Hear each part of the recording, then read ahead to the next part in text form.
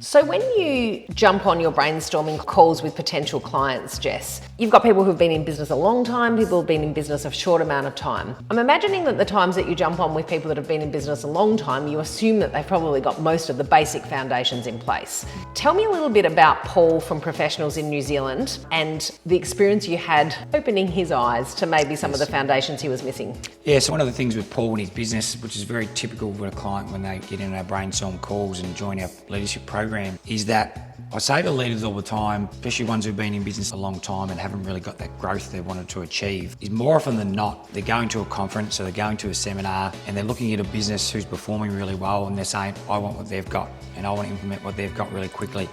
But their business is just never ready for it. So one of the things that we do in our program when we get people in our brainstorm calls and initial assessment, we take them through this two-tiered assessment approach. And the idea of the first assessment we do is called the 8 drivers. And what that looks like is looking at the 8 core foundations of your business that I believe from experience of working with clients over many, many years and also my own business, is if you don't have these 8 drivers or 8 foundations in place with consistency and you go and try and implement something that's a bit higher level. It's the reason why businesses have this inconsistency because they're just not ready for it. And that's one of the big eye-openers for Paul in his business we've been able to identify really early on. What were some of the foundations or drivers that he didn't have well set up and that you identified some gaps on? Yeah, so inside the 8 drivers piece, and I'll go from a high level perspective, give a bit of an understanding, and they'll sound pretty basic, some of these things, but we have a system that comes in behind it and an implementation plan.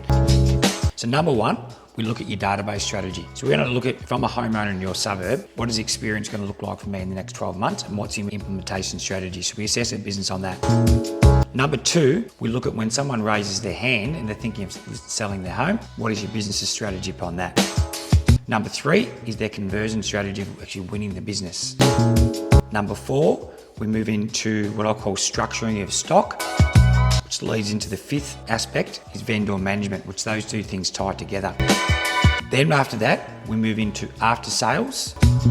Number 6 leads into sales meetings. And then we look at your accountability with your team. And ultimately, we look at those 8 areas all together and we want to make sure that number 1, where's your business is at? But number 2, ultimately with Paul's business, we're able to identify is he might have heard all those things before, which most businesses have, as I mentioned. They just don't have the implementation strategy, and that's what we're able to uncover in Paul's business. I imagine that people watching these videos think, okay, like you say, I've heard of all of those things, I'm trying to do it myself. Yep. It's very easy to learn a framework and it really actually becomes a bit of a band-aid. You walk away, give it a crack, don't do it well. So what's the next step if somebody wanted to, this time, do it properly? Yes. In our initial, so we move from a brainstorm call to an assessment, and those 2 initial parts are able to identify where the challenges are.